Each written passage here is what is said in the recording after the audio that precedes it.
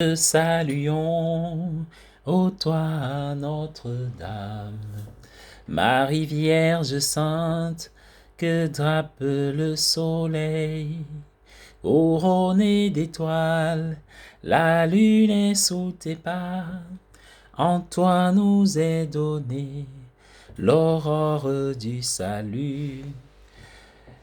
Pour vous souhaiter la bienvenue par ce chant de Marie, Marie, notre Mère, en ce 15 juillet 2022, je vous accueille pour la halte spirituelle en Matthieu 12, les 8 premiers versets. C'est parti pour notre méditation.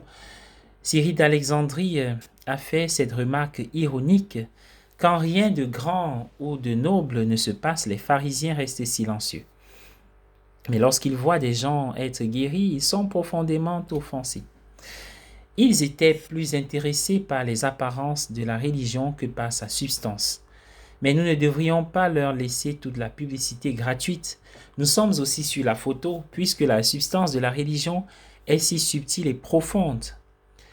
Et il n'est pas surprenant que nous soyons souvent comme les pharisiens, nous concentrant sur ce qui est évident et superficiel. Jésus semble dire que son propre comportement est excusable parce que de grands personnages du passé ont fait des choses similaires. N'as-tu pas lu ce que David a fait?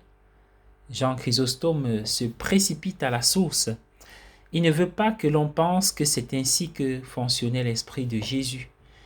S'exonérer de toute responsabilité en constatant que quelqu'un d'autre a commis la même infraction.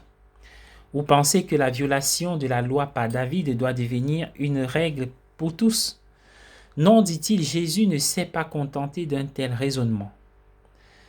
Au contraire, il a dit quelque chose de beaucoup plus radical, que l'acte lui-même dans ce cas n'était pas un péché du tout. Car ici, le donneur de la loi passait outre la loi. Il est clair qu'il n'y avait là rien d'évident ou de superficiel. Les lois sont conçues pour être très claires et évidentes. Cela satisfait pleinement les besoins de certaines personnes, mais il y a la question de l'esprit des lois. Les lois tentent toujours de se substituer à l'esprit. Elles essaient de couvrir tous les aspects de la vie, de pénétrer dans tous les coins et recoins et de légiférer pour toutes les situations humaines possibles. Mais la vie humaine est tout simplement trop multiple pour cela. Nous avons besoin d'un esprit, ou plutôt de l'esprit, pour nous guider avec sagesse. Le Seigneur du sabbat est celui qui est capable de nous donner l'esprit. Aujourd'hui, c'est la fête de Saint Bonaventure. Bonne fête à tous les Bonaventures et aux œuvres qui lui sont dédiées.